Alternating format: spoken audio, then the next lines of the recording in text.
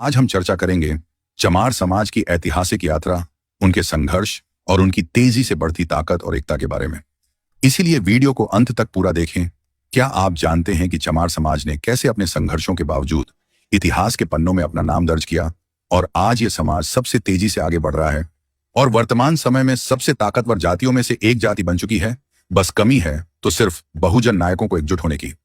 आज हम आपको बताएंगे कि कैसे समाज के महापुरुषों ने चमार समाज के लिए आवाज उठाई और आज कौन से नेता चमार समाज के और पूरे भारत देश के भविष्य के निर्माता बन रहे हैं। हम आपको पहले ही बता दें कि हमारा मकसद जातिवाद को बढ़ावा देने का बिल्कुल भी नहीं है। हम जाति धर्म में विश्वास नहीं करते और महापुरुष किसी एक जाति धर्म के नहीं होते, सबके होते हैं।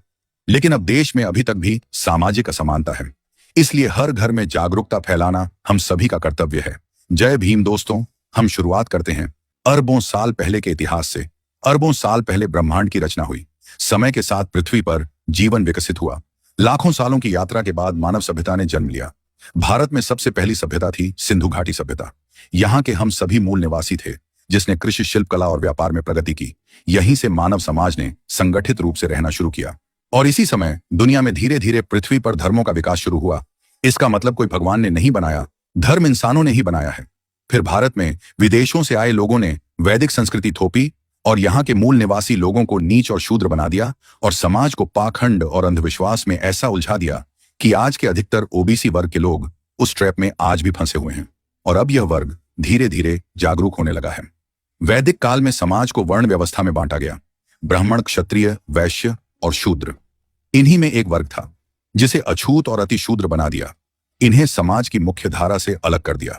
चमार जाति भी इन्हीं अछूत जातियों में शामिल थी। चमार समुदाय पारंपरिक रूप से चमड़े का काम करता था, लेकिन इस काम के कारण यह समाज में सबसे निम्न माना गया। 6ठी शताब्दी। चमार समाज का इतिहास संघर्षों से भरा हुआ है। उन्हें अपने पास भी नहीं बैठने दिया जाता था। उनकी परछाई तक से लोग दूर भागते थे। अब आज के समय में तथाकथित हिंदूवादी लोग कहते हैं कि यह लोग हमारा विरोध करते हैं। अब जिन लोगों पर इतना सब कुछ उनके पूर्वजों पर गुजर चुका हो, वह तुम्हारा विरोध ना करेंगे तो और क्या करेंगे। बात स्पष्ट है, विरोध डेफिनेटली करेंगे ही करेंगे। इन्हें ना तो धार्मिक अधिकार थे, ना ही राजनीतिक और ना ही सामाजिक समानता। यह समाज एक लंबे समय तक सदियों से गुलामी की स्थिति में था और ऐसे कई समाज थे जो अछूत और गुलाम थे। ब्राह्मणों ने शारीरिक गुलाम के साथ साथ इन्हें मानसिक गुलाम बनाने के लिए इन सभी जातियों को अंधविश्वास और पाखंड की खाई में धकेल दिया। लेकिन अफसोस, बहुत सी जातियां आज भी मानसिक गुलाम हैं और यह लोग उस पर गर्व करते हैं। छी छी, कैसे ना समझ लोग। लेकिन इन्हीं जातियों में से चमार जाति ने इस पाखंड का पर्दाफाश किया। उस समय चमारों को ना तो मंदिरों में प्रवेश की अनुमति थी, ना ही समाज में समानता का कोई अधिकार। लेकिन यह समाज कभी हार नहीं माना। यही वो समय था जब गुरु रविदास जी महाराज ने बेगमपुरा राज की संकल्पना प्रस्तुत की और समानता का संदेश दिया। फिर आए डॉक्टर भीमराव अंबेडकर जैसे महापुरुष ने अपनी आवाज उठाई। उनका मानना था कि अगर समाज में कोई समानता लानी है तो हमें पहले समाज के सबसे निचले स्तर से शुरुआत करनी होगी। उन्होंने चमार समाज व पूरे देश को संविधान में समान अधिकार दिए। वह वही महापुरुष थे जिन्होंने शासन की नीतियों को समाज में व्याप्त असमानताओं को खत्म करने के लिए खड़ा किया। उन्होंने हमें यह सिखाया कि हम जो चाहते हैं उसे हासिल करने के लिए हमें पहले अपने अधिकारों को पहचानना होगा। बाबा साहेब डॉक्टर अंबेडकर जी दलित, महिला, शोषित, पीड़ित और पिछड़े लोगों के मसीहा थे और हमेशा रहेंगे। अगर बाबा साहेब नहीं होते तो आज आप ये वीडियो भी नहीं देख पा रहे होते और एक गुलामों की जिंदगी जी रहे होते। हम अपनी आखिरी सांस तक बाबा साहेब के मूवमेंट को आगे बढ़ाते रहेंगे। फिर आए कांशीराम जी ने डॉक्टर अंबेडकर जी के विचारों को आगे बढ़ाया। कांशीराम जी ने न केवल चमार समाज बल्कि समूचे बहुजन समाज को एकजुट करने के लिए अपना जीवन समर्पित किया। उन्होंने समाज को यह समझाया कि हमें सिर्फ वोट के अधिकार से ज्यादा चाहिए, हमें सत्ता चाहिए, हमें सम्मान चाहिए, हमें राजनीति में अपनी जगह चाहिए। जब कांशीराम जी ने बहुजन समाज पार्टी की स्थापना की तो यह केवल एक पार्टी नहीं बल्कि एक आंदोलन बन गया। उन्होंने चमार समाज को यह सिखाया कि राजनीति सिर्फ नेता बनने का माध्यम नहीं है, बल्कि यह अधिकारों के लिए संघर्ष का सबसे मजबूत रास्ता है।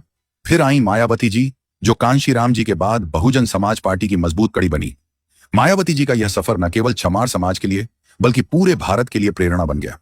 वह महिला नेता हैं जिन्होंने उत्तर प्रदेश में सत्ता हासिल की और चमार समाज को राजनीति में एक नया मुकाम दिलवाया और अब पूरे देश और विश्व में आयरन लेडी के नाम से प्रसिद्ध हैं।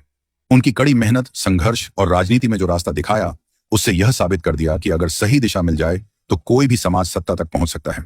मायावती जी ने चमार समाज के लिए राजनीति को प्रभावी ढंग से इस्तेमाल किया और समाज में व्याप्त असमानताओं के खिलाफ डटकर खड़ी हुई और आज भी वह संघर्षरत हैं। आज के समय में चंद्रशेखर आजाद रावण जैसे नेता इस संघर्ष की कड़ी को और मजबूत कर रहे हैं। वह बहुजन युवा हृदय सम्राट हैं जो सभी के दिलों में बसते हैं। वह न केवल चमार समाज की आवाज है, बल्कि उन्होंने पूरी बहुजन समाज को जगाया है। उनका संदेश सीधा है, हमारा संघर्ष सिर्फ राजनीतिक नहीं, यह सामाजिक और सांस्कृतिक है। चंद्रशेखर आजाद रावण ने यह साबित कर दिया है कि अगर हमें अपने अधिकारों का एहसास करना है तो हमें संघर्ष के हर मैदान में उतरना होगा। आज के युवा चमार समाज के लिए बहुत बड़ी उम्मीद बन चुके हैं।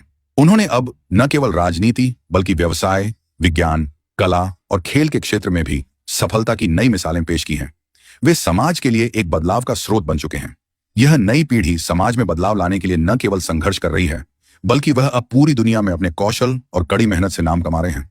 जैसे कि चमार समाज के कई युवा अब अंतर्राष्ट्रीय मंचों पर खड़े हो रहे हैं, अपनी पहचान बना रहे हैं और दिखा रहे हैं कि अगर सपने बड़े हों तो उसे साकार करने की ताकत हमारे भीतर है। अब यह समाज सिर्फ भारत तक सीमित नहीं रहा। चमार समाज को अब पूरी दुनिया में एक नई पहचान मिल चुकी है। दुनिया भर के मंचों पर चमार समाज के नेता अपनी आवाज उठा रहे हैं। उनकी संघर्ष की कहानी अब दुनिया भर में सुनी जा रही है। अब समय आ गया है जब चमार समाज को अपने अधिकारों का एहसास हो चुका है और वह अपनी पहचान बनाने में कामयाब हो रहे हैं। यह एक लंबा रास्ता था, लेकिन इस संघर्ष ने पूरे समाज को एक नई दिशा दी है। दोस्तों, यह सफर अभी खत्म नहीं हुआ है, बल्कि यह तो केवल शुरुआत है। हमें सबसे पहले अपने आप को हर तरह से सशक्त करना होगा, पैसे से, शरीर से, मन से, तन से, धन से, सब तरफ से। अब हमें देश में एक नई शुरुआत करनी होगी, एक ऐसी शुरुआत जिसमें भारत देश में कोई जाति ना हो, कोई धर्म नहीं हो तो सिर्फ मानवता। अगर जाति नहीं हटी तो हम अपनी जाति पर इतना घमंड करेंगे कि सभी हमारी जाति से डरने लगे और दबदबा भी हमारा ही होगा। और इस नई शुरुआत में सभी धर्मों की सिर्फ अच्छी बातें जो संवैधानिक हो, तर्क संगत हो, उनको मूल अनिवार्य कर्तव्य में अलग से नया प्रावधान बनाया जाएगा। फिर उसके बाद सभी भारतीय नागरिकों का एक ही कर्तव्य होगा कि भारत देश को कैसे दुनिया में सबसे आगे बढ़ाया जाए। भारत देश दुनिया में सभी मामलों में सबसे आगे हो, फिर चाहे वो टेक्नोलॉजी हो या कोई और क्षेत्र ही क्यों ना हो। और इस डेवलपमेंट में पर्यावरण का ध्यान रखना हमारी प्राथमिकता पहली होगी। लेकिन यह सब तभी संभव होगा जब हम बाबा साहेब अंबेडकर जी के बताए रास्ते पर चलेंगे। उन्होंने हमारे लिए कहा था, हमें इस देश का शासक बनना है, क्योंकि हम किसी और पर भरोसा नहीं कर सकते कि वह यह सब करे। और चंद्रशेखर आजाद रावण इसी रास्ते पर हैं। वह इसी सपने को लेकर आगे बढ़ रहे हैं। अगर हम सभी भारतीय नागरिकों ने आज चंद्रशेखर आजाद का साथ नहीं दिया तो समझो कि हम अपना ही नहीं, अपने आने वाली पीढ़ियों को एक गर्त में धकेल रहे हैं। चंद्रशेखर आजाद का नेतृत्व यह बताता है कि चमार समुदाय अब न केवल सामाजिक बल्कि राजनीतिक रूप से भी सशक्त हो चुका है।